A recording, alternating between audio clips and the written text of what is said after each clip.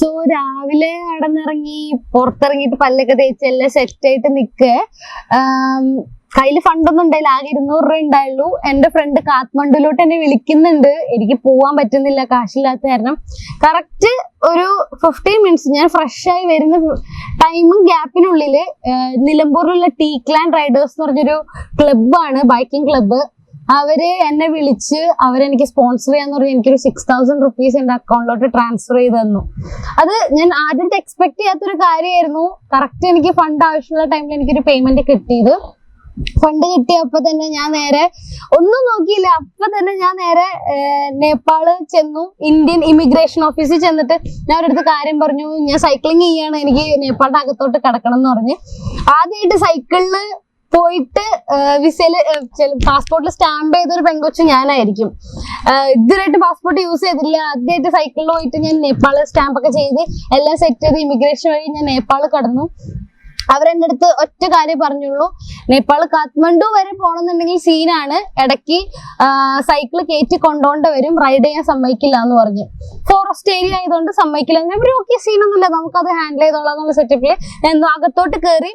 നമ്മുടെ SIM work ആവില്ല, നേപ്പാളിൽ ഒരു സിം എടുക്കേണ്ട വരും. നേപ്പാൾ സിം ഒരെണ്ണം എടുത്തു, കറൻസി മാറ്റി, അത്യാവശ്യം ബേസിക് ആയിട്ട് ഒരു 1000-1500 കറൻസി മാറ്റിയിട്ട് ഫുഡ് കഴിച്ചു. നേപ്പാളിൽ എനിക്ക് ഭയങ്കര സീനായ ഒരു പ്രശ്നം എന്താന്ന് വെച്ച് കഴിഞ്ഞാൽ, നമ്മൾ ഈ ടൂറിസ്റ്റാന്ന് പറഞ്ഞു കഴിഞ്ഞാൽ അവിടുത്തെ ആൾക്കാർ നമ്മളെ മുതലെടുക്കും. സോ ഞാൻ ആകെ ഒരു 2 ചപ്പാത്തി ഒരു ചായയും കുടിച്ചാൽ അവരെന്റെ 150 രൂപ മേടിച്ച്. നമുക്കൊന്നും ചോദിക്കാൻ പറ്റില്ല, ഭാഷ അറിയില്ല, ഹിന്ദി ആണെങ്കിൽ അവർക്ക് പറഞ്ഞ് മനസ്സിലാവുന്നില്ല. സോ അങ്ങനത്തെ ഒരു സീൻ മാത്രമേ എനിക്ക് നേപ്പാളിൽ ഒരു ഡ്രോബാക്ക് ആയിട്ട് കിട്ടിയുള്ളൂ. ഭയങ്കര പൊടിയായിരുന്നു. ഞാൻ പോയ ടൈമിൽ ഡസ്റ്റ് എന്ന് വെച്ചാൽ അമ്മാര് ഡസ്റ്റ്. ഇപ്പൊ ഡൽഹിയിലെ എയർ പൊല്യൂഷൻ ആയിരുന്ന പോലെ തന്നെ നേപ്പാളിൽ ഫുൾ ഡസ്റ്റ് പൊല്യൂഷൻ ആയിരുന്നു. അവിടെ നിന്ന് ട്രാവൽ ചെയ്തു, കാത്മണ്ഡു എത്തി. കറക്റ്റ് അവിടെ എത്തിയ ടൈമില് മറ്റേ ഒളിമ്പിക്സിന്റെ ഒരു ഗെയിം നടന്നുകൊണ്ടിരിക്കുകയായിരുന്നു. സോ എനിക്ക് തിരിച്ച് ട്രാവൽ ചെയ്യാൻ വരാൻ പറ്റില്ല. എന്നാലും അവിടുത്തെ അമ്മേന്റെ കൂടെ നമ്മുടെ ഫ്രണ്ട് ഉണ്ടായിരുന്നു, ഒരു 1 വീക്ക് അവിടെ സ്റ്റേ ചെയ്തു. ആ ടൈമിൽ തന്നെ 2nd മന്തിന്റെ പീരീഡ്സും ആയി. സോ എല്ലാം കൂടി റെസ്റ്റ് എന്നുള്ളൊരു സെറ്റപ്പ് ആയിരുന്നു എനിക്ക് കിട്ടിയത്. സോ ഞാൻ 1 വീക്ക് കാത്മണ്ഡുവിൽ ഉണ്ടായിരുന്നു. അവിടെ അടുത്തുള്ള ടെമ്പിൾ എല്ലാം വിസിറ്റ് ചെയ്തു. നല്ല അടിപൊളി പ്ലേസ്, നല്ല പീസ്ഫുൾ ആയിട്ടുള്ള ഒരു പ്ലേസ്. ടെമ്പിളെല്ലാം വിസിറ്റ് ചെയ്തു. 1 വീക്ക് കഴിഞ്ഞപ്പോൾ തന്നെ ഞാൻ കാത്മണ്ഡുന്ന് ഇറങ്ങി തിരിച്ച് മേച്ചിറൂർ ബോർഡർ വഴി വന്ന് ഇമിഗ്രേഷനിൽ ഞാൻ സ്റ്റാമ്പ് എല്ലാം ചെയ്ത് സെറ്റ് ആക്കിയിട്ട് അവിടെ നിന്നാണ് അടുത്ത ഡെസ്റ്റിനേഷൻ. സോ എന്റെ റൈഡിന്റെ 2 ഡെസ്റ്റിനേഷൻ കഴിഞ്ഞ് ഞാൻ പ്ലാൻ ചെയ്ത് ഇന്ത്യ, നേപ്പാൾ, ഭൂട്ടാൻ മാത്രം ചെയ്താൽ മതി എന്നാ പ്ലാൻ ചെയ്തത്. ട്രൈനേഷൻ ആയിരുന്നു ബാക്കപ്പ് ആയിട്ട് വെച്ചത്. ഒബ്വിയസ്ലി K2K നടന്നില്ല. സോ നമുക്ക് ട്രൈനേഷൻ ചെയ്യാന്നുള്ളൊരു പ്ലാനിലായിരുന്നു. സോ അങ്ങനെ നേപ്പാൾ കഴിഞ്ഞു. ഇനി ഭൂട്ടാനിലോട്ട് പോകാൻ നേരത്തെ ഞാന് ഇതേ ന്യൂ ജൽപായ്ഗുരിന്ന് തന്നെ സിലിഗുരി വഴിയാണ് പോകേണ്ടത്. ഞാൻ അന്ന് നൈറ്റ് റൈഡ് ചെയ്ത് സിലിഗുരി പോയി. സിലിഗുരി പോവാൻ നേരത്ത് ഒരു റിസോർട്ട് ഒരെണ്ണം കണ്ടു. OYU റൂംസിൽ നിന്ന് കണ്ടതാണ്. ഫ്രണ്ട് സജസ്റ്റ് ചെയ്ത ഇന്നൊരു റിസോർട്ട് ഉണ്ട്, അങ്ങോട്ട് ചെല്ലുന്ന് പറഞ്ഞു. സോ അവിടെ സിലിഗുരി നേരെ ഒരു ഹോം സ്റ്റേ എടുത്തു. ഞാൻ അവിടെ ചെന്നപ്പോ തന്നെ കുറെ ആൾക്കാരവിടെ വട്ടം കൂടി നിൽക്കുകയായിരുന്നു. ഇവരെന്റെ സൈക്കിളിലെ ബോർഡൊക്കെ കണ്ടിട്ട് എന്ത് പരിപാടി, എന്താ ഇത്, എവിടെ നിന്ന് വരുന്നെന്നെല്ലാം ചോദിച്ചു. അവർ ഭയങ്കര എക്സൈറ്റഡ് ആയി. ഒരു രക്ഷയില്ല. സംഭവം എന്താന്ന് വെച്ച് കഴിഞ്ഞാൽ, ഞാൻ റൂമിൽ കയറി ഇരുന്നില്ല, ചെക്കിൻ ആയില്ല, ഇവരെന്റെ കാശൊന്നും മേടിച്ചില്ല. സ്റ്റേ ചെയ്തെന്ന് പറഞ്ഞ ഓണർ വന്നിട്ട് എന്താ പരിപാടി, എന്താ കഥ എന്നെല്ലാം ചോദിച്ചു സെറ്റായി. ഒരു 10 മിനിറ്റ് കഴിഞ്ഞപ്പോൾ ഡോറിൽ നോക്കും, ഒന്ന് ഫ്രഷ് ആവാൻ പോലും എനിക്ക് ടൈം കിട്ടിയില്ല. ഡോറും ഇങ്ങനെ അവിടെ തട്ടുന്നുണ്ടേ. ഞാൻ ഒന്ന് വാതിൽ തുറന്നപ്പോൾ, നിങ്ങൾ ഫ്രീ ആണെന്നുണ്ടെങ്കിൽ ഇവിടുത്തെ ലോക്കൽ ന്യൂസ് ചാനൽസ് വരും, 2 പേര് വരുന്നുണ്ട്, ഒരു ഇന്റർവ്യൂ കൊടുക്കാൻ പറ്റുമെന്ന് വെച്ചു. ഞാൻ പറഞ്ഞു ഓ ആയിക്കോട്ടെ. എനിക്ക് ഇപ്പോഴും ഓർമ്മയില്ല, ആ ചാനലിന്റെ പേരൊന്നും എനിക്ക് ഓർമ്മയില്ല, ഹിന്ദി ആയിരുന്നു. ഞാൻ ഇംഗ്ലീഷിലാണ് ഇന്റർവ്യൂ കൊടുത്തത് തന്നെ. അതും എങ്ങനെയാന്ന് വെച്ച് കഴിഞ്ഞാൽ, ഞാൻ ഒന്ന് ഫ്രഷ് ആവാൻ പോലും ടൈം കിട്ടില്ല. നേരെ താഴെ നടു റോട്ടിൽ വെച്ചിട്ട് ഫുൾ ആൾക്കാർ, മൊത്തം ഫുൾ ക്രൗഡ്, ട്രാഫിക് ജാം ആയിക്കൊണ്ടിരിക്കുക. ഫുൾ ക്രൗഡില് ലൈവ് ഞാൻ പോയിക്കൊണ്ടിരിക്കുകയായിരുന്നു, ഫേസ്ബുക്ക് ലൈവ്. കഥയെല്ലാം പറഞ്ഞു. കുറേ പിള്ളേരുണ്ടായിരുന്നു. അവരുടെ അച്ഛന്മാരൊക്കെ ഭയങ്കര പ്രൗഡായിട്ട് ഫീൽ ചെയ്തു. കുറേ പിള്ളേരെ കൂട്ടിക്കൊണ്ടുവന്നു. എന്തോ വല്ലാത്തൊരു ഇൻസിഡന്റ്. എനിക്ക് വലിയ ബൊക്കയും അവിടെ തന്നെ അവിടെ ഉള്ളവര് ക്യാഷിൽ അറേഞ്ച് ചെയ്ത് നിയർ ലൈക്ക് 2500-3000 റുപ്പീസ് അവിടെ ഉള്ളവർ തന്നെ പിരിവിട്ട് അറേഞ്ച് ചെയ്ത് എനിക്ക് ഫണ്ട് തന്നായിരുന്നു. സോ അന്നും എനിക്ക് ഫുഡ് ആണെങ്കിലും സ്റ്റേ ആണെങ്കിലും എല്ലാം സിലിഗുരിയിലുള്ള മനുഷ്യന്മാർ തന്നെ അവർ എടുത്തു. ഭയങ്കര ലവിങ് ആയിട്ടുള്ള പേഴ്സൺ, ഭയങ്കരമായിട്ട് ഇഷ്ടമായി. സോ അവിടെ നിന്ന് ഞാൻ ജയഗോൺ വഴി നേരെ ഭൂട്ടാൻ ഗേറ്റ്. ആദ്യം ഞാൻ പറഞ്ഞ പോലെ ഈ റൈഡിലെ ഏറ്റവും ബ്യൂട്ടിഫുൾ ആയിട്ട് മറക്കാൻ പറ്റുന്ന സ്പോട്ട് ഒന്ന് കസോൾ ഗ്രഹൻ വില്ലേജ്. രണ്ടാമത്തേന്ന് വെച്ച് കഴിഞ്ഞാൽ കൺട്രി ആയിട്ട് പറയുകയാണെങ്കിൽ ഭൂട്ടാനായിരുന്നു. എന്താ പറയാ, അത് പറയുമ്പോൾ തന്നെ വല്ലാത്തൊരു ഫീലിംഗ് ആണ്. ഞാൻ ഭൂട്ടാൻ ഗേറ്റിൽ ഒന്ന് നിൽക്കുക, വൈകുന്നേരമായി, ഒരു 6:30 മണിയായി. ഭൂട്ടാൻ ഗേറ്റിൽ വന്ന് നിൽക്കുക. അവിടെ സെക്യൂരിറ്റി ഓഫീസേഴ്സ് ഉണ്ടായി. എന്നിട്ട് എന്താ പരിപാടി, എന്താ എവിടെന്നാ വരുന്നതെന്നൊക്കെ ചോദിച്ചു. ഞാൻ പറഞ്ഞു ഇങ്ങനെ റൈഡ് ചെയ്ത് വരിക. ട്രൈനേഷനാണ് പ്ലാൻ ചെയ്ത ആദ്യം. അപ്പൊ ഇന്ത്യ, നേപ്പാൾ, ഭൂട്ടാനും കൂടി അടിച്ച് ശരിക്കും കഴിഞ്ഞു സാധനം. അപ്പൊ ആ ഒരു ലെവലിലാണ് ഞാൻ ആലോചിച്ചുകൊണ്ടിരുന്നത്. സോ ഞാൻ ഇങ്ങനെ 2 ഡെസ്റ്റിനേഷൻ കഴിഞ്ഞു, ഇതെന്റെ 3rd ഡെസ്റ്റിനേഷൻ ആണെന്ന് ഞാൻ അവരോട് പറയല്ല.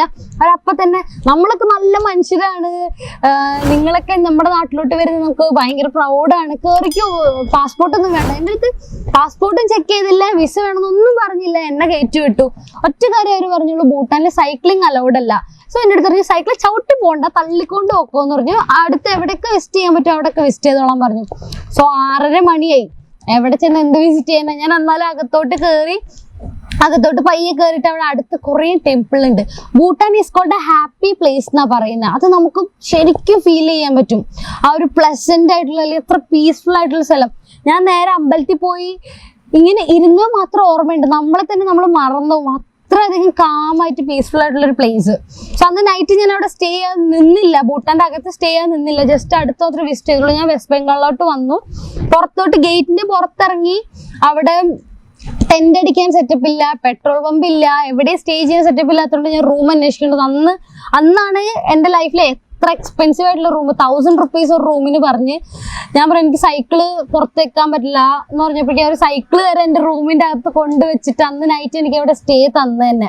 ഭയങ്കര എക്സ്പെൻസീവ് ആയിരുന്നു. ഈ റൈഡിൽ തന്നെ അത്ര ചെലവ് കൂടിയ ഒരു സ്റ്റേ ഞാൻ ആദ്യമായിട്ട് നിന്നത്. ഓക്കെ, കുഴപ്പമില്ല. അന്ന് നൈറ്റ് അവിടെ നിന്നു. രാവിലെ ആയപ്പോഴേക്കും ഞാൻ പിന്നെയും ഭൂട്ടാൻ ഗേറ്റിലോട്ട് പോവാം. കാരണം നൈറ്റ് എനിക്ക് ലൈറ്റൊക്കെ ആയിട്ട് നൈറ്റ് ഭൂട്ടാനാണ് കണ്ടത്. സോ രാവിലെ എനിക്ക് പിന്നെയും കാണുന്ന വെച്ചിട്ട് ഞാൻ സൈക്കിളായിട്ട് പിന്നെയും വന്നു കഴിഞ്ഞപ്പോഴേക്കും ആ സെക്യൂരിറ്റിക്കാരെ എന്നെ കണ്ടിട്ട് കയറിപ്പോട്ടെ എന്നുള്ളൊരു സാധനം പറയുന്നുള്ളൂ. ഞാൻ അപ്പൊ അവിടെ നിന്നു. ഞാൻ ഭൂട്ടാൻ ഗേറ്റിന്റെ സെന്ററിൽ നിന്നിട്ട് ഞാനിങ്ങനെ നോക്കുക. റൈറ്റ് സൈഡിൽ ഇന്ത്യ, വെസ്റ്റ് ബംഗാൾ, ലെഫ്റ്റ് സൈഡിൽ ഭൂട്ടാൻ. ഞാൻ മനസ്സിലാക്കിയ ഒരു കാര്യം എന്ന് വെച്ച് കഴിഞ്ഞാൽ, നമ്മുടെ നാട്ടില് ഒച്ചപ്പാടും ബഹളവും ഫുള്ള് ചെളി, വേസ്റ്റ്, ആൾക്കാർ അങ്ങോട്ടും ഇങ്ങോട്ട് ഓടിപ്പാഞ്ഞ് കിടക്കുക, അങ്ങനെ വല്ലാത്തൊരു സീന്.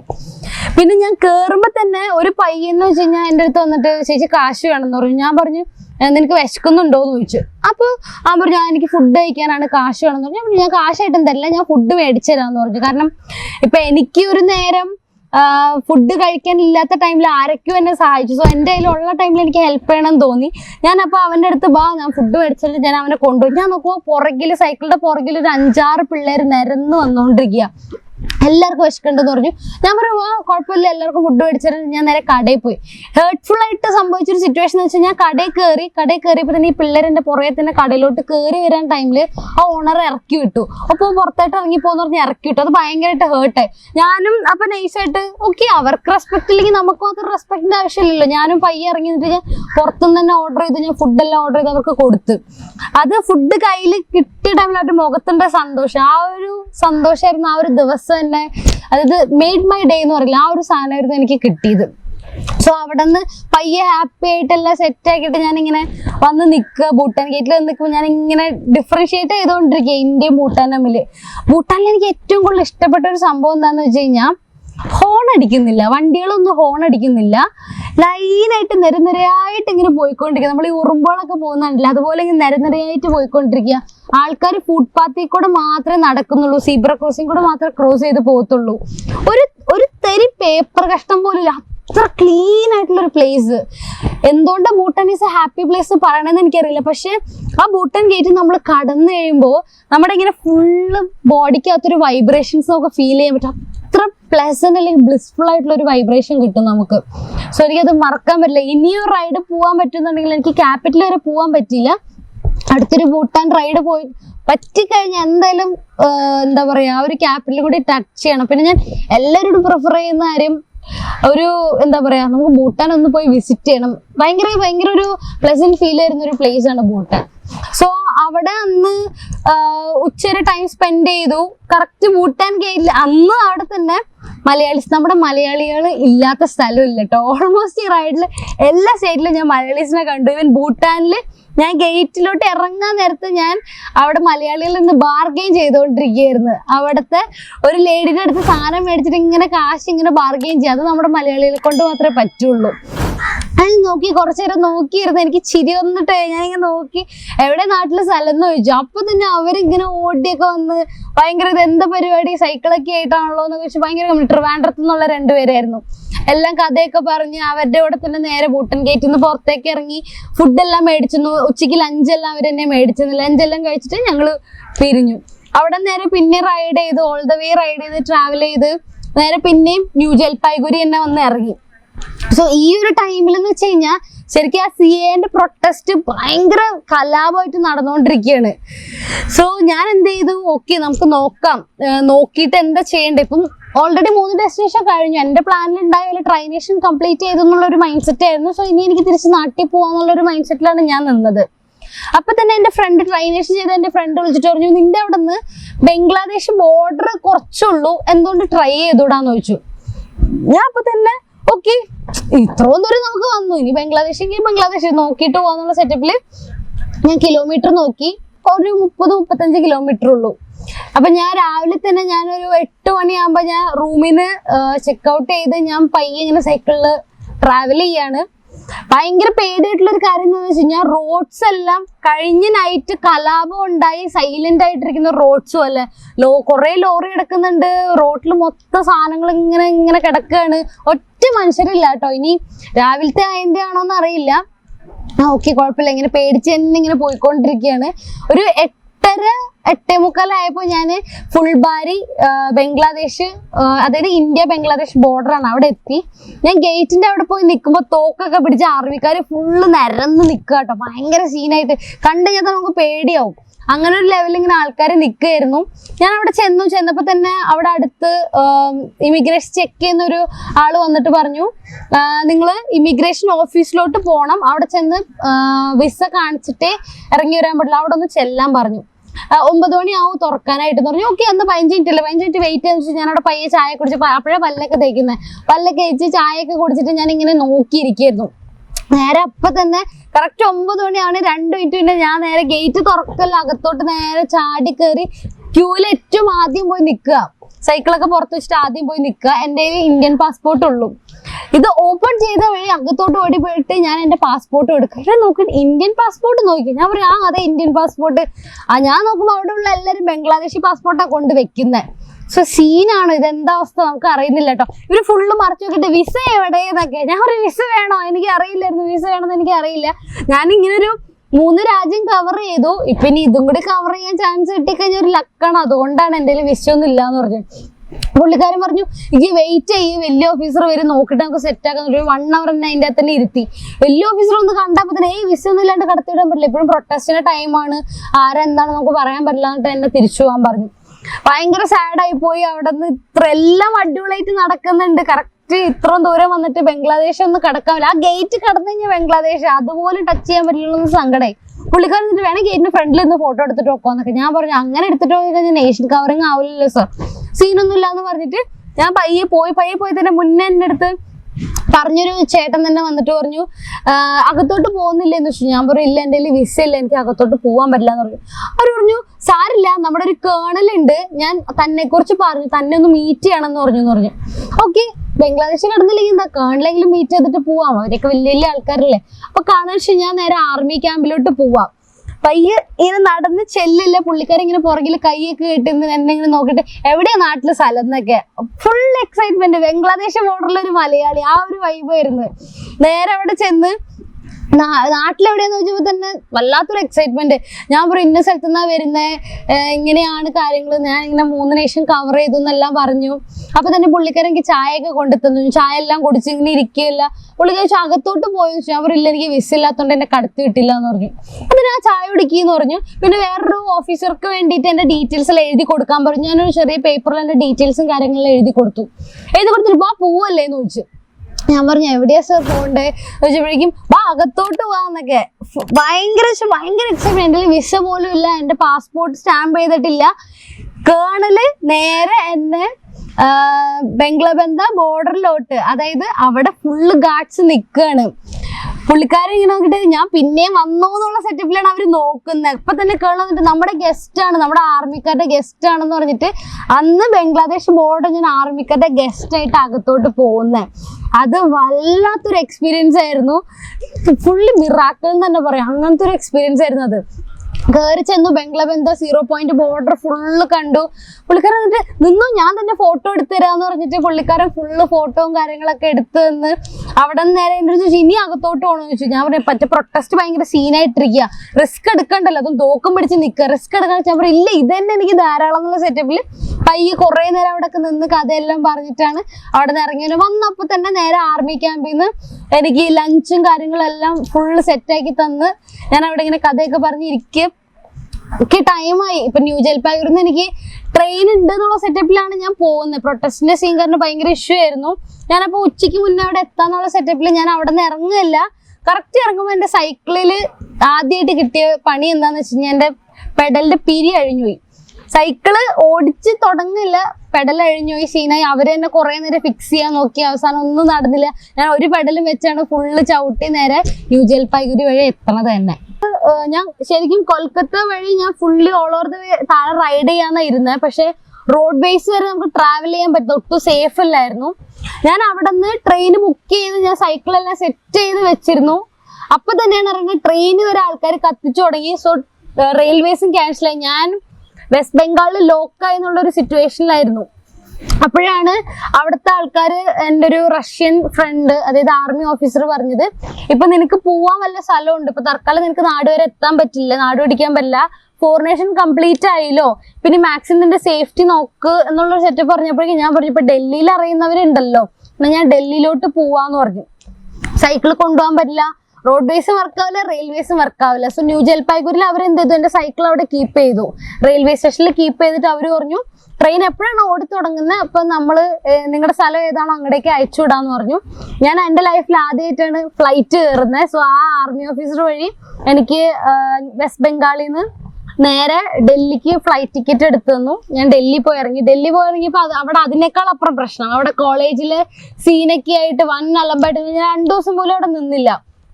അവിടുന്ന് പിന്നെയും നമ്മുടെ ഫേവറേറ്റ് സ്പോട്ടായ കസോളിലോട്ട് പോയി. എൻ്റെ കൂടെ ചൈൽഡ്ഹുഡിൽ പഠിച്ചൊരു ഫ്രണ്ട് അവിടെ അവൻ ഹിച്ച് ഹൈക്കിങ് ചെയ്തു. അതായത് കേരളത്തിൽ നിന്ന് കസോൾ വരെ ലിഫ്റ്റ് അടിച്ച് നേരെ അവിടെ പോയ പുള്ളിയാണ്. കസോളിൽ ഉണ്ടെന്ന് അറിഞ്ഞു. എന്നാ ഓക്കെ ഓനെ മീറ്റ് ചെയ്യാന്ന് വെച്ചിട്ട് ഞാൻ നേരെ കസോള് പോയി. കസോള് ചെന്ന് ഓനെ മീറ്റ് ചെയ്തു. ഓനും യൂട്യൂബർ ആണ്. നേരെ ഇന്റർവ്യൂസും കാര്യങ്ങളെല്ലാം എടുത്ത് ഒന്നും നോക്കില്ല, അപ്പൊ തന്നെ ഗ്രഹൻ പിടിച്ചു. നേരെ ഗ്രഹൻ കയറിയപ്പോ തന്നെ ഏറ്റവും ഹാപ്പിയസ്റ്റ് ആയിട്ട് പോകുമ്പോൾ ഞാൻ ആദ്യം സങ്കടം പറഞ്ഞ പോലെ എനിക്ക് സ്നോ കിട്ടിയില്ലല്ലോ എന്നുള്ളൊരു വിഷമായിരുന്നു. പക്ഷെ ദൈവം സഹായിച്ച് ഇതേ റൈഡിൽ തന്നെ രണ്ടാമത്തോട്ട് ഞാൻ പിന്നെയും കസോള് പോയി. ആ ടൈമിൽ ഫുള്ള് സ്നോ, ഇത് കാല് ഫുള്ള് ഇങ്ങനെ നിറഞ്ഞിരിക്കുക മഞ്ഞിൽ. എൻ്റെ ലൈഫിൽ കിട്ടിയ ആദ്യത്തെ സ്നോ, അതും എൻ്റെ ഫേവറേറ്റ് പ്ലേസിൽ തന്നെ. ട്രക്ക് ചെയ്ത് കയറി ഒരു 3-4 ദിവസം അവിടെ തന്നെ നിന്നു. അടിപൊളി പ്ലേസ്, ഒരു രക്ഷയില്ല. ഫുള്ള് സ്നോയില് പിള്ളേരായിട്ട് കളിച്ചിരിച്ച് തന്നെ നടന്ന് വല്ലാത്തൊരു ഹാപ്പിനെസ്സിലാണ് വന്നത്. ഇപ്പൊ ഈ പ്രൊട്ടസ്റ്റിന്റെ സീനില് ഹിമാചലിൽ മാത്രം സീൻ ഇല്ലാണ്ടിരുന്നുള്ളൂ, ബാക്കി എല്ലാ സ്ഥലത്തും ഭയങ്കര പ്രശ്നമായിരുന്നു. സോ അവിടെ നിന്ന് എൻ്റെ ഫ്രണ്ടും കൂടെ ഉണ്ട് എന്ന് പറഞ്ഞു. നമുക്ക് ഹിച്ച് ഹൈക്കിംഗ് ആണെങ്കിലും ലിഫ്റ്റ് അടിച്ചിട്ടാണെങ്കിലും നമുക്ക് വരാന്നുള്ള സെറ്റപ്പിൽ ഞാൻ നേരെ ഡൽഹി വരെ വന്നു. ഡൽഹിയിൽ നിന്ന് ഞങ്ങൾ രണ്ടാളും കൂടി ഒരുമിച്ച് പയ്യെ ട്രാവൽ ചെയ്ത് ഗോവ വരെ എത്തി. സൈക്കിളിന്റെ ഒരു വിവരവും ഇല്ല. ഡൽഹിയിൽ നിന്ന് നേരെ പയ്യെ ഹിച്ച് ഹൈക്കിങ്ങും ലോക്കൽ ട്രാൻസ്പോർട്ട് എല്ലാം പിടിച്ച് നേരെ ഗോവ എത്തി. ഗോവയിൽ ഒരു 2 ദിവസം ഉണ്ടായുള്ളൂ. സംഭവം എന്ന് വെച്ച് കഴിഞ്ഞാൽ ഗോവയില് ടെന്റ് ഒന്നും അടിക്കാൻ പറ്റില്ല. സൈക്കിൾ ഇല്ല എൻ്റെ കയ്യില്. ഞാൻ ആ ടൈമില് ഓൺ ദ വേ മീറ്റ് ചെയ്ത കുറച്ച് മലയാളീസ് ഉണ്ടായി. നമ്മളെല്ലാരും കൂടി നേരെ ക്യാമ്പ് ചെയ്ത് ഒരു ദിവസം ഒരു വീടിന്റെ ഫ്രണ്ടില് ടെന്റ് അടിച്ചു. അന്ന് എന്താ പറയാ, സോളോ റൈഡ് എന്നുള്ളത് കുറേ പേര് മീറ്റ് ചെയ്ത് ക്യാമ്പ് ചെയ്യുമ്പോൾ അത് വേറൊരു വൈബായിരുന്നു. ഒരു ഗ്രൂപ്പ് ട്രാവൽ എന്നുള്ള സാധനം വേറൊരു വൈബായിട്ട് കിട്ടിയായിരുന്നു, 2 ദിവസമാണെങ്കിലും. സോ അവരുടെ കൂടെ ആദ്യം ഒരു വീടിന്റെ ഫ്രണ്ടിൽ ടെന്റ് ഒക്കെ അടിച്ചു സെറ്റാക്കി. സെക്കൻഡ് ഡേ എന്ന് വെച്ച് കഴിഞ്ഞാൽ ബീച്ച് സൈഡിൽ ടെന്റ് അടിക്കുന്നത് ഭയങ്കര ആഗ്രഹമായിരുന്നു. സോ അതൊരു ഗവൺമെന്റ് ബീച്ചാണ്. ടെന്റ് അടിച്ച് കഴിഞ്ഞാൽ നമ്മളെ അടുത്ത് തൂക്കിക്കൊണ്ടു പോകും. പക്ഷെ എന്തോ ഭാഗ്യത്തിന് പോലീസുകാരും കണ്ടില്ല നമ്മളവിടെ ടെന്റ് അടിച്ചേക്കണത്. നൈറ്റ് ഫുള്ള് ടെന്റ് അടിച്ചു മറ്റേ വേവ്സിന്റെ ഒച്ചയായിട്ട് കിടന്നുറങ്ങുന്ന അത് വേറൊരു വൈബായിരുന്നു. അന്ന് നൈറ്റ് ഗോവയിൽ അങ്ങനെ ഒരു സ്ലീപ്പ് അടിപൊളിയായിട്ട് കിട്ടി. എപ്പോ ന്യൂ ഇയറിന് ഒരു 3 ദിവസം മുന്നേ ന്യൂ ഇയർ ഗോവയിൽ ആഘോഷിക്കാനുള്ള ഒരു ചാൻസ് ആണോ എന്ന് ഇങ്ങനെ ആലോചിച്ചുകൊണ്ടിരുന്ന് പക്ഷെ ഇറ്റ്സ് ഓക്കെ എന്നുള്ള സെറ്റപ്പിൽ അത് വിട്ട്. കാരണം 2 ദിവസം കൂടുതൽ അവിടെ നിൽക്കാൻ പറ്റില്ല, ആരുടെയും കാശില്ല. ഇപ്പം ഞാൻ മാത്രമാണെങ്കിൽ എങ്ങനെയും സർവൈവ് ചെയ്തേനെ, കൂടെ ഉള്ളവർക്ക് ആരുടെയും ഫണ്ടില്ല. നമ്മൾ ഓൾ ദ വേ നടക്കുകയാണ്, കാശൊന്നും ഇല്ലാണ്ട് ഹൈവേസിൽ കൂടെ ഇങ്ങനെ വെയിലത്ത് ഇങ്ങനെ നടന്നു പോവാ, സൈക്കിളും ഇല്ലാത്ത കാരണം. അങ്ങനെ ഒരു ഇത് നിൽക്കുക. ഒരു 2 ദിവസം കഴിയുമ്പോഴേക്കും പയ്യെ അവിടെ നിന്ന് ആരൊക്കെയോ ഹെൽപ്പ് ചെയ്ത് ചെറിയ ഫണ്ടൊക്കെ ആയിട്ട് അവിടെ നിന്ന് പയ്യെ ഇറങ്ങി. അതിനുശേഷം ഞാൻ നേരെ ബാംഗ്ലൂർ വന്നിറങ്ങി. ഞാൻ വെസ്റ്റ് ബംഗാൾക്ക് വിളിക്കുന്നുണ്ട്, ബാംഗ്ലൂർക്ക് വിളിക്കുന്നുണ്ട്. ഞാൻ മാറി മാറി കോൺടാക്ട് ചെയ്യാം. എന്റെ സൈക്കിൾ എവിടെയെന്ന് എനിക്കൊരു പിടുത്തില്ല. സെക്കൻഡ് ടൈം സൈക്കിൾ ലോസ്റ്റ് ആവുന്ന ഒരു സീനാണ് ഞാൻ പെട്ടെന്ന് ആലോചിച്ചത്. ഞാൻ ബാംഗ്ലൂർ പോയി എത്തി, സ്റ്റേഷനിൽ ചെന്നു. ഞാൻ ചോദിച്ചു എന്റെ സൈക്കിൾ എവിടെയെന്ന് ചോദിച്ചപ്പോൾ ഇതാണോ നിങ്ങളുടെ സൈക്കിൾ? ഞാൻ പറഞ്ഞു അതെ, 10-15 ദിവസമായിട്ട് ഇത് ഇവിടെ നിൽക്കാന്ന് പറഞ്ഞു. ഞാൻ പറഞ്ഞു വെസ്റ്റ് ബംഗാളിൽ അവര് ട്രെയിൻ ഓടുന്നില്ല എന്ന് പറഞ്ഞു, അവര് കയറ്റി അയച്ച് ഞാൻ പറയാന്ന് പറഞ്ഞു. എനിക്ക് ആരും വിളിച്ചില്ല, എന്നെ ആരും പറഞ്ഞില്ല എന്ന് പറഞ്ഞു. എനിക്കൊന്നും ആദ്യത്തെ ഒരു ഇഷ്യൂല് സൈക്കിൾ ലോസ്റ്റ് ചെയ്യാൻ അവരായിട്ട് ഞാൻ ബഹളം ഉണ്ടാക്കി. ഇനി അതിന്റെ പേരാണോ എന്ന് അറിയില്ലായിരുന്നു. എൻ്റെ അടുത്ത് ആരും പറഞ്ഞില്ല. വെസ്റ്റ് ബംഗാൾ ഇവിടെ ബാംഗ്ലൂർ വന്ന ശേഷം അവര് പറഞ്ഞു ഞാന് 6,000 rupees കൊടുത്താൽ മാത്രമേ എനിക്ക് എന്റെ സൈക്കിൾ കിട്ടുള്ളൂ എന്ന് പറഞ്ഞു. ഭയങ്കര എൻ്റെ ആകെ 400 രൂപയുള്ളൂ. ഞാൻ അവരുടെ അടുത്ത് പറഞ്ഞു എൻ്റെ കാശൊന്നുമില്ല, എനിക്ക് സൈക്കിൾ വേണം, എനിക്ക് വീട്ടിൽ പോകാനുള്ളതാണെന്ന് പറഞ്ഞിട്ട് കുറേ പറഞ്ഞു. ഒന്നും കേട്ടില്ല, ഞാൻ ഒന്നും നോക്കില്ല. ഞാൻ നേരെ അതിന്റെ ഫ്രണ്ടിൽ തന്നെ വന്നിട്ട് ഞാനൊരു ഇരിപ്പം കിടന്നു. വെയിലാണെങ്കിലും മഴയാണെങ്കിലും ഒന്നും നോക്കിയില്ല. എന്റെ സൈക്കിൾ ഇല്ലാണ്ട് ഞാൻ ഇവിടുന്ന് പോകില്ല എന്നുള്ള സെറ്റപ്പില് ഞാൻ പുറത്ത് തന്നെ ഇങ്ങനെ ഇരുന്നു. ഫുള്ള് വെയിലും കൊണ്ട് ഉറക്കം വന്നിട്ട് ഞാനിങ്ങനെ ചാരിയൊക്കെ അവിടെ തന്നെ കിടന്ന് ഉറങ്ങുക. ഇവര് കുറെ നേരം നോക്കി. രാവിലെ ഞാൻ ഇരിപ്പ് തുടങ്ങിയിട്ട് അവിടെ നിന്ന് ഞാൻ അനങ്ങിയിട്ടില്ല. വൈകുന്നേരം ആവാറേക്ക് ആ പുള്ളിക്കാരൻ നേരെ അകത്തോട്ട് കയറി വന്നു പറഞ്ഞു. ഞാൻ അതിനെ കയറിപ്പോയി. ഇതിപ്പോ പറഞ്ഞ സീനാവെന്നറിയില്ല. പുള്ളിക്കാരൻ full records, railway records full എനിക്ക് വേണ്ടി മാച്ച് സെറ്റ് ചെയ്ത് 10-15 റെക്കോർഡ്സ് ഉണ്ടായി. മൊത്തം ഡിലീറ്റ് ചെയ്തിട്ട് എന്റെ സൈക്കിൾ ഞാൻ ഇന്ന ദിവസം എടുത്തിട്ട് പോയി എന്നുള്ള സെറ്റപ്പ് റെക്കോർഡ്സ് എല്ലാം ക്ലിയർ ചെയ്ത് എന്റെ ഇതൊരു 300 ഇപ്പൊ 400 രൂപ ഉണ്ടായുള്ളൂ. ഒരു 200-250 രൂപ ഞാൻ കൊടുത്തിട്ട് എല്ലാം എനിക്ക് അറേഞ്ച് ചെയ്ത് എന്റെ സൈക്കിൾ എൻ്റെ കയ്യിൽ തന്നു. ആ സൈക്കിൾ കൈ കിട്ടുമ്പോൾ ഒരു കോലം ഉണ്ടായിരുന്നു. ഭയങ്കര സങ്കടമായി പോയി. സംഭവം എന്താണെന്ന് വെച്ച് കഴിഞ്ഞാൽ എന്റെ സൈക്കിളിന്റെ ഫ്രണ്ടിലുണ്ടായ കിറ്റുകളൊന്നും കാണുന്നില്ല. അതായത് മൊത്തം കളവ് പോയി. അവരുടെ അടുത്ത് വെച്ചാൽ അവർ അത് കളവ് പോയതായിരിക്കും എന്നാണ് അവര് പറയുന്നത്. പഞ്ചർ കിറ്റ് ഉണ്ടായിരുന്നു, അത് കാണുന്നില്ല. ടൂൾസ് ഒക്കെ ഉണ്ടായിരുന്നു, അതൊന്നും കാണുന്നില്ല. ഞാൻ ഈ ട്രെയിനിൽ വെസ്റ്റ് ബംഗാളിൽ കൊടുക്കാൻ നേരത്തെ ഗിയർ നമുക്ക് തട്ടാൻ പാടില്ല, തട്ടിക്കഴിഞ്ഞ സീനാവും. ഞാൻ ഫുള്ള് കാർഡ്ബോർഡൊക്കെ വെച്ച് സെറ്റ് ചെയ്ത് ഇവര് കാർഡ്ബോർഡ് എല്ലാം അഴിച്ച് സൈക്കിളിന്റെ ഗിയർ ഇങ്ങനെ അടിച്ചമർത്തി ചെയിനെല്ലാം താഴെ ഇറങ്ങിയപ്പോ സൈക്കിൾ ഉണ്ട്. എന്റെ പൊന്നെ, എന്താ ആരോ തല്ലി ചതച്ച ഒരു സീനായിരുന്നു എന്റെ കയ്യിൽ സൈക്കിൾ കിട്ടിയത്. ഞാൻ അവിടെ തന്നെ വെച്ച് ഫിക്സ് ചെയ്യാൻ നോക്കി, ഒന്നും നടന്നില്ല. നേരെ സൈക്കിള് ഓടിക്കാൻ പറ്റില്ലാത്തൊരു കണ്ടീഷൻ. അവിടെ ഞാൻ തൂക്കിയെടുത്താണ് ഞാൻ കന്യാകുമാരി വരെ എത്തുന്നത്. അവിടെ എത്തി ഞാൻ സൈക്കിൾ ഇങ്ങനെ തള്ളിക്കൊണ്ട് തന്നെ പോവാൻ. ഞാൻ ബീച്ചിൽ കുറെ നേരം ഞാൻ അവിടെ ടൈം സ്പെൻഡ് ചെയ്തിട്ട് ഒരു 2 days ഞാൻ അവിടെ കന്യാകുമാരിയിൽ ഉണ്ടായിരുന്നു. സൈക്കിൾ ഒന്നും ചെയ്യാൻ പറ്റില്ല, ഓടിക്കാൻ പറ്റില്ല എന്നുള്ളൊരു അവസ്ഥ തന്നെയായി. അമ്മാരി സീനാണ് ഇന്ത്യൻ റെയിൽവേസിന് എനിക്ക് കിട്ടിയത് തന്നെ.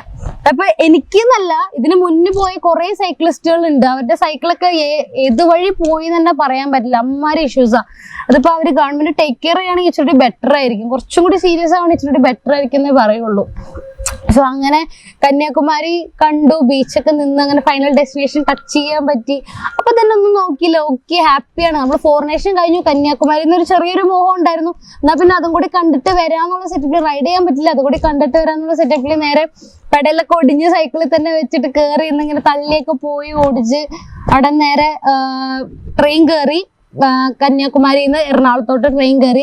എറണാകുളം വന്നിറങ്ങി ഒന്നും നോക്കില്ല. എന്റെ ഫ്രണ്ടിന്റെ കട ഉണ്ടായി. കടേന്റെ ഫ്രണ്ടിൽ ഞാൻ സൈക്കിൾ വെച്ചിട്ട് ഞാൻ അപ്പൊ തന്നെ അവിടെ ഇരുന്ന് ഞാൻ ഫുള്ള് സൈക്കിളിന്റെ ചെയിനും ഗിയറും എല്ലാം ഇങ്ങനെ ഫിക്സ് ആക്കി ഫുള്ള് സെറ്റ് ആക്കിയിട്ട് അവിടെ നിന്ന് ഞാൻ ഓടിച്ചു തുടങ്ങി സൈക്കിള്. പെരുമ്പാവൂർക്ക് വരണം, വീട് പെരുമ്പാവൂരാണ്.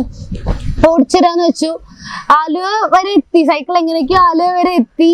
അത് കഴിഞ്ഞപ്പോഴേക്കും കാറ്റ് തീരെ കുറഞ്ഞു പോയി. ആദ്യമായിട്ട് എന്റെ ലൈഫിൽ എനിക്ക് പഞ്ചർ കിട്ടുന്നത്. ഈ ത്രൂ ഔട്ട് റൈഡ് എനിക്ക് പഞ്ചർ കിട്ടിയിട്ടില്ല. ഞാൻ മുന്നേ പറഞ്ഞാല് ഗോസ്റ്റ് സൈക്കിളാണ്. എനിക്ക് വീട്ടിലോട്ട് വരാൻ താല്പര്യമില്ല. എന്റെ സൈക്കിളിൽ അതുപോലെ തന്നെ ഫുൾ ടൈം കറങ്ങിക്കൊണ്ടിരിക്കാൻ വെച്ചാൽ പറ്റില്ലല്ലോ. അപ്പൊ ഞാൻ നോക്കുമ്പോ കറക്റ്റ് വീട് എത്തുന്നതിന് ഒരു 10 kilometer സൈക്കിള് പഞ്ചറായി. ഓ അലമ്പ സീൻ. ഇപ്പൊ എന്താ ചെയ്യുക, ഇനി പിന്നെയും തള്ളണം. ഒരു 11:30-12 മണിയായിട്ട് ഞാൻ ആലുവയിൽ കൂടെ വരുമ്പോൾ തള്ളിക്കൊണ്ട് വരിക. എന്റെ ഇവിടെ ഒരു കൂട്ടുകാരെ വിളിച്ചിട്ട് എവിടെയാണ് ഈ അന്ന കാത്ത് ഇവിടെ നമ്മൾ നിൽക്കുന്നുണ്ട് എന്ന് പറഞ്ഞപ്പോ ഞാൻ പറഞ്ഞു സൈക്കിള് പഞ്ചറായി, ഞാൻ തള്ളിക്കൊണ്ട് വരിക എന്ന് പറഞ്ഞു. പുള്ളിക്കാരൻ അപ്പൊ തന്നെ ഒന്നും നോക്കില്ല. എന്നാൽ ഞാൻ വന്നോണ്ടിരിക്കുന്നിട്ട് ഓൻ ബൈക്കായിട്ട് വന്നിട്ട് നേരെ സൈക്കിള് കയ്യിലിങ്ങനെ തലകുത്തി പിടിച്ച് വെച്ചിട്ടാണ് ഞാൻ വീട്ടിലോട്ട് വന്ന് ഇറങ്ങുന്നത്. എന്താ പറയാ, ഭയങ്കര ഒരു അറ്റാച്ച്മെന്റ് ആണ് സൈക്കിളായിട്ട്. വീട്ടിലോട്ട് വരാന്ന് പറയുമ്പോൾ ഇത്ര മടുപ്പ് സൈക്കിൾക്ക് ഉണ്ട് എന്നുള്ളത് ഞാൻ അന്നാണ് മനസ്സിലാക്കുന്നത്. സോ സൈക്കിൾ ഇവിടെ കൊണ്ടുവന്ന് വെച്ചു. ഒരു കുറച്ച് ദിവസം കഴിഞ്ഞപ്പോൾ തന്നെ ഈ സൈക്കിൾ സ്പോൺസർ, ഇവരാദ്യം സൈക്കിൾ സ്പോൺസർ ചെയ്തത് എനിക്ക് വലിയൊരു സന്തോഷമുള്ളൊരു കാര്യമാണ്. ബട്ട് മോർ ദാൻ ദാറ്റ് അവർക്ക് ഉദ്ദേശിച്ച പ്രൊമോഷൻ കിട്ടിയില്ല എന്ന് പറഞ്ഞിട്ട് ആ സൈക്കിൾ ഇവിടെ നിന്ന് കൊണ്ടുപോകുമ്പോൾ ഒരു ഫീൽ ഉണ്ടല്ലോ, അത് വല്ലാത്തൊരു ഹാർട്ട് ബ്രേക്കിന്റെ സീനായിരുന്നു. കാരണം സൈക്കിളിന് ഒരു ചെറിയൊരു കാര്യം സംഭവിച്ചു എന്ന് പറയുമ്പോൾ തന്നെ സഹിക്കാൻ പറ്റുന്നില്ല. അപ്പൊ സൈക്കിൾ ഇവിടെ നിന്ന് എടുത്തിട്ട് പോകുമ്പോൾ ഒരു ഫീൽ, അത് ഒരിക്കലും എന്താ പറയാ, നമുക്ക് എക്സിക്യൂട്ട് ചെയ്യാൻ പറ്റാത്ത രീതിയിലൊരു ഹാർട്ട് ബ്രേക്ക് തന്നെയാണ്. ഞാൻ അവരുടെ അടുത്ത് കുറെ സംസാരിച്ചു, എന്നിട്ടും എന്താന്നല്ല ഒരു മനസ്സ് മാറുന്നില്ല. മാറി സൈക്കിൾ കിട്ടുകയാണെങ്കിൽ അത്ര സന്തോഷമായിരുന്നു. സോ മോട്ടോക്രോസിന്റെ അവയർനെസ്സിന് വേണ്ടിയിട്ടാണ് ഈ ഒരു സൈക്കിൾ റൈഡ് ചെയ്ത് തന്നെ. സംഭവം സിമ്പിൾ ആണ്. നമുക്ക് നമ്മുടെ നാട്ടില് ഈ സ്പോർട്സ് എന്ന് പറഞ്ഞ ഫീൽഡ് സപ്പോർട്ട് ചെയ്യുന്നില്ല. ഗവൺമെന്റിന്റെ ഉദ്ദേശിച്ചൊരു സപ്പോർട്ട് കിട്ടുന്നില്ല. പ്രത്യേകിച്ച് മോട്ടോക്രോസ് എന്ന് പറയുമ്പോൾ ആൾക്കാരുടെ മനസ്സിലെന്ന് വെച്ച് കഴിഞ്ഞാൽ നമ്മൾ ഈ ചെയിൻ മോഷ്ടിച്ചുകൊണ്ട് പോകുന്ന ആൾക്കാരാണ് ബൈക്ക് റേസേഴ്സ് എന്നുള്ളൊരു കൺസെപ്റ്റ് ആണ്.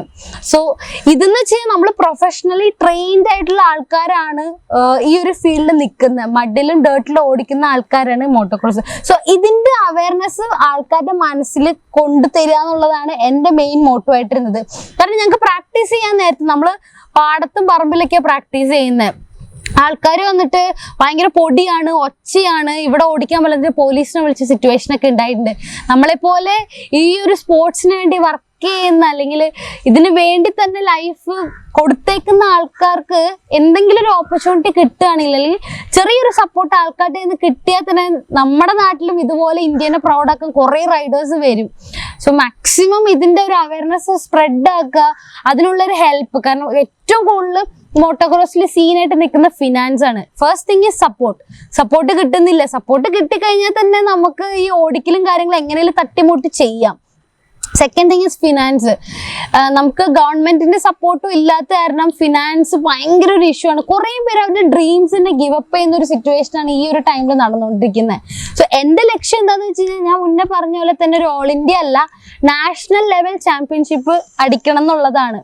ഇപ്പൊ ഗേൾസ് കുറവാണ്, ഗേൾസ് മുന്നേ വരണം എന്നുള്ളൊരു ചിന്തപ്പാടും കൂടി ഇല്ല. അതിപ്പോ ട്രാവൽ ആണെങ്കിലും ശരി, എന്തൊരു ഫീൽഡ് ആണെങ്കിലും ശരി, നമ്മുടെ സൊസൈറ്റി പറയുന്നു, മീഡിയ പറയുന്നു, അതിലല്ല കാര്യം. നമ്മള് പുറത്തു പോയി കാണുക, അതിലാണ് കാര്യം. സത്യങ്ങൾ എന്താണെന്നുള്ളത് നമ്മൾ നേരിട്ട് കണ്ണുകൊണ്ട് കണ്ടാൽ മാത്രമേ മനസ്സിലാവത്തുള്ളൂ.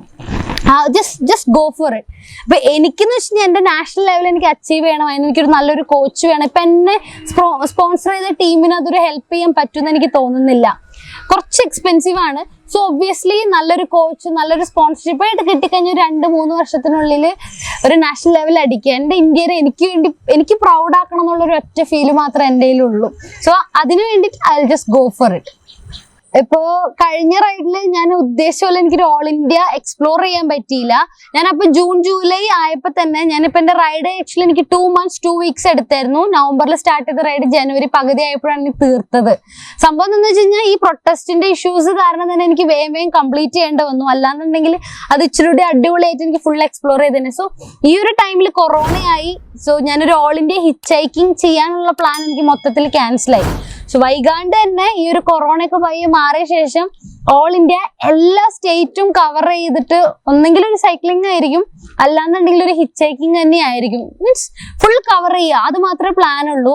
ഇതൊരു സോളോ ആയിരിക്കില്ല, ചിലപ്പോൾ ഒരു ഗ്രൂപ്പ് ട്രാവൽ ഇൻട്രസ്റ്റഡ് ആയിട്ടുള്ള ആൾക്കാരെ ടീമെല്ലാം ഫോം ചെയ്തിട്ടായിരിക്കും ചിലപ്പോൾ ട്രാവൽ ചെയ്യുന്നത്. പക്ഷെ എനിക്ക് പറയാനുള്ള ഒരു കാര്യം എന്ന് വെച്ചാൽ നമ്മുടെ ലൈഫിൽ നമ്മൾ ഒരിക്കലെങ്കിലും ഒരു സോളോ റൈഡ് ചെയ്തിരിക്കണം എന്നാ.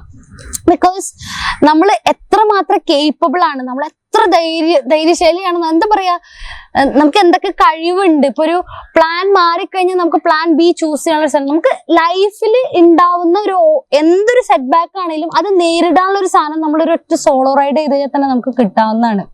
സോ നമ്മുടെ കേപ്പബിലിറ്റി എന്താണെന്ന് നമുക്ക് മനസ്സിലാക്കണം എന്നുണ്ടെങ്കിൽ, നമ്മൾ ആരാണെന്ന് നമുക്ക് മനസ്സിലാക്കണം എന്നുണ്ടെങ്കിൽ അറ്റ്ലീസ്റ്റ് ഒരു സോളോ റൈഡെങ്കിലും നമ്മൾ ലൈഫിൽ ചെയ്തിരിക്കണം. അങ്ങനെ ഞാൻ സജസ്റ്റ് ചെയ്യുള്ളൂ. സോ ഫ്യൂച്ചറിൽ ഇനിയും ട്രാവൽ തന്നെ കുറേ കാണും. ഈ കൊറോണ ഒക്കെ മാറിക്കഴിഞ്ഞാൽ തന്നെ ഒബ്വിയസ്ലി നെക്സ്റ്റ് ഒരു ഓൾ ഇന്ത്യ റൈഡിന് തന്നെ പ്രിപ്പയർ ചെയ്യുന്നുണ്ട്. Thank God. അതിന് ലക്ലി സ്പോൺസേഴ്സും കാര്യങ്ങളൊക്കെ കിട്ടിക്കഴിഞ്ഞാൽ അത്ര സന്തോഷം.